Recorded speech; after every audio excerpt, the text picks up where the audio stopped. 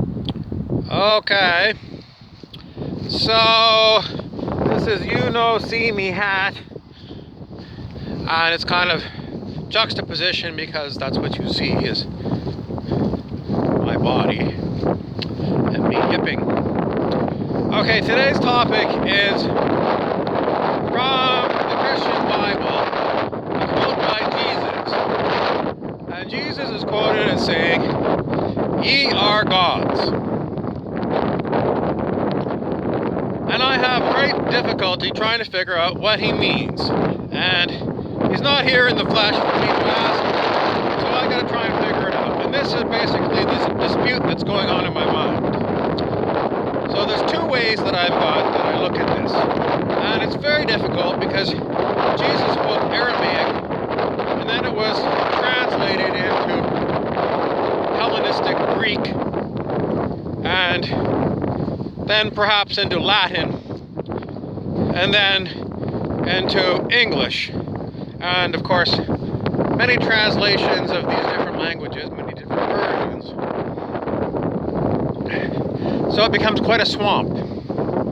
But anyway, did he mean ye are gods? In other words, like the Greek pantheon of gods, like, you over there, you're Venus, you over there, you're Apollo, and you over there, or maybe you add the pantheon of the Norse gods, and you over there, you're Thor, and you're Odin. And then you could add the Egyptians, your Osiris or Set. There's so many of these gods. Is that what Jesus meant? You're all like these. This was what they called polytheistic, many god, and it's the same thing in Hindu mythology. There's all these different ones: Ganesha and Hanuman, Krishna, Shiva. So many. So, is that what he meant? You all who are reading this book are like these polytheistic gods, and each one of you is a god. Or did he mean monotheism? Did he mean there is one God and all of you are his creations?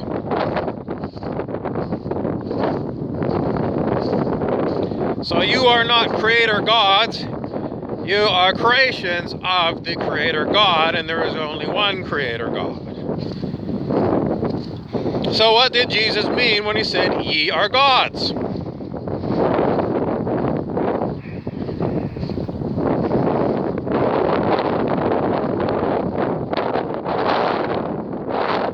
Well, it seems like quite a conundrum. Because,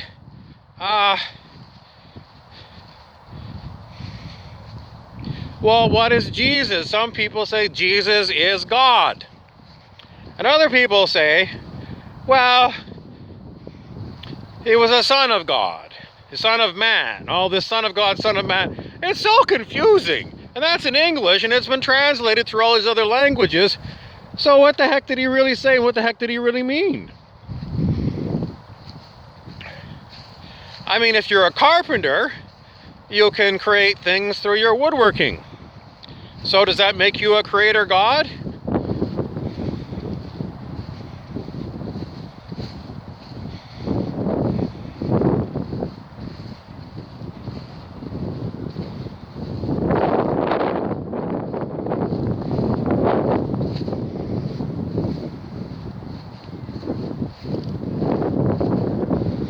I'm trying to come up with a good answer for you.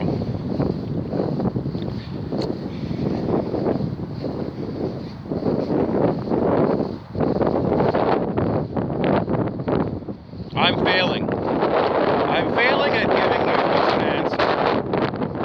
So, my intention was to create an answer for you from me. And I can't. So, ergo, I must conclude I am not a creator God when it comes to answering this question. Am I a creator creator God about other things, but not about this question? Who gifts me with the ability to create things?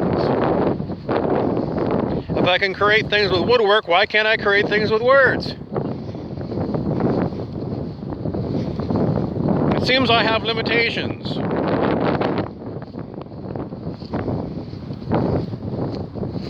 So are there other gods out there that have limited me?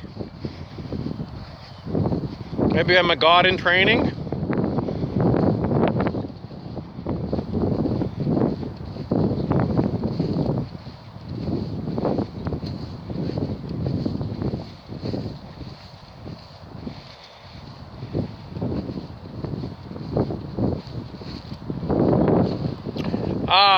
I don't think so. I think if I was a god, I would have no trouble answering your question. If I was a creator god, I could make Jesus appear in front of me. Boom, there you are, Mr. Jesus. Answer my question. What did you mean? Well, I don't see anyone walking by here calling themselves Jesus right now, so I'm going to tell you I am not a creator God. So I guess I'm not a Venus or an Apollo. I must then conclude that when Jesus said, "Ye are gods," he meant you are creatures of God. You are created by the Spirit. And I'm way happier with that. I've consulted myself quite a long time over this because God knows I have got imperfections like everyone else. So it takes a lot off my shoulders to know that if I screw up, well, in man's laws, I mean, they'll hold you to account for what you've done.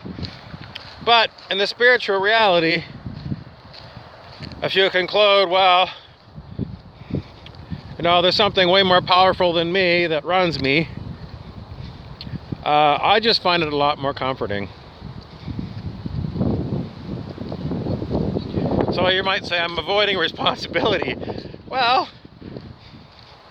in man's eyes, I can't avoid responsibility because that's the way man's rules are set up by God knows who, hundreds of years ago, thousands of years ago. No one really understands how it all came to this.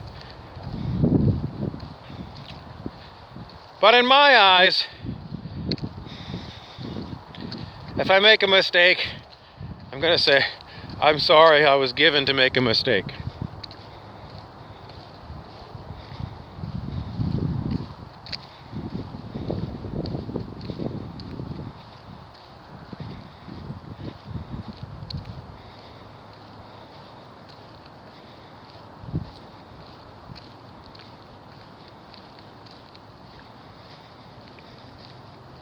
I still don't know how it all comes about, how, you know, if there is one creator, why we all seem to screw up so much. Okay, so I got a bunch of beeps on that one, so it means pay attention. It's a synchronicity. It means pay attention. When you get like this, you might think I'm crazy, but if the Spirit is all around you, listen for these omens. Okay, that's enough beeping. I've completely forgotten my train of thought. Anyway, why do we screw up so much? Well, I think it's because humans are gifted with a thing that we call the ego, which is the mind that runs our physicality. And we all know it takes an awful lot of education to get to the age of majority, and then people who reach the age of majority, once they get over the age of majority, some of them have got a certain amount of wisdom and some of them seem like they're complete idiots. And sometimes it depends on what day of the week and how much they've been drinking.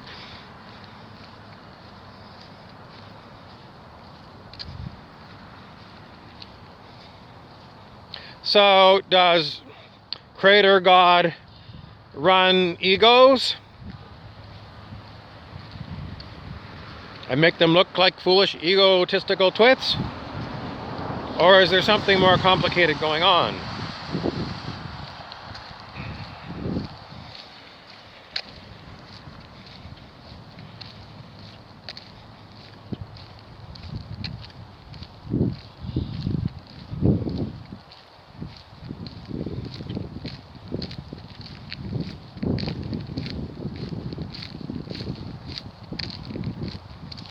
You don't see me.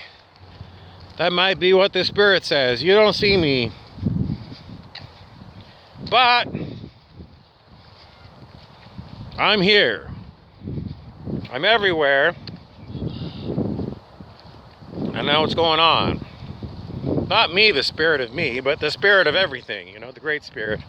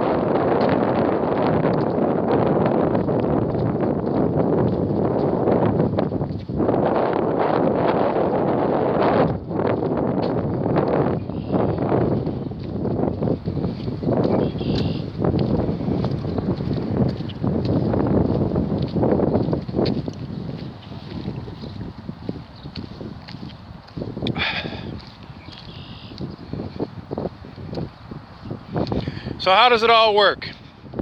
Egos that run these physical bodies and the Great Spirit. And what's the point of having egos if the Great Spirit could run you all perfectly?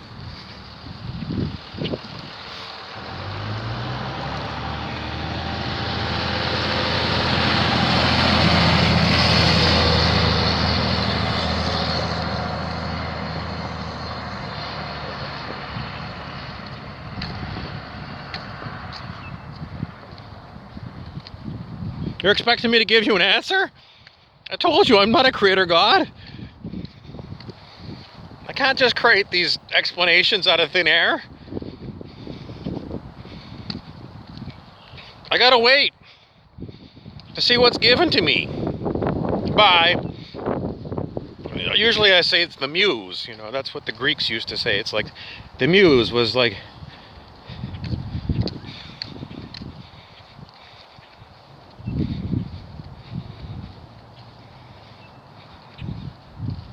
I don't know how long I gotta go before I give you an answer.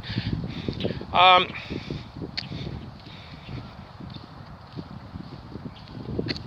still waiting. I don't have an answer for you. Now, I'm thinking of the teachings of muscle testing and Dr. David Hawkins, who I talk a lot about on this channel. Stuff that he got by muscle testing. Well, you can go look up that on your own. I'm not going to go and requote that for you.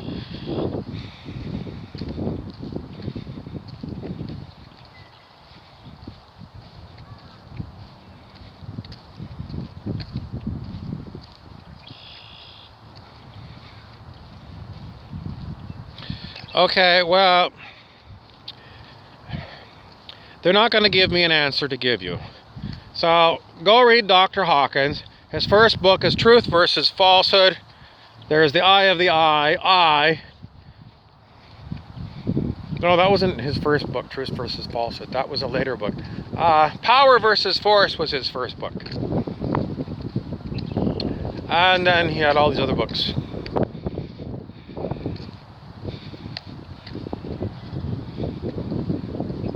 He gives you pretty good answers.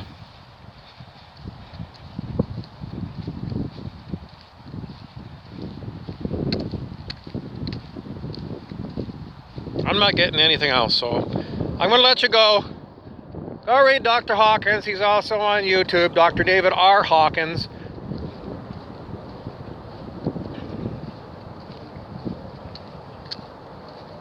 And then you can do a book report on YouTube for your friends. I'm Harry Weaver, your narrator.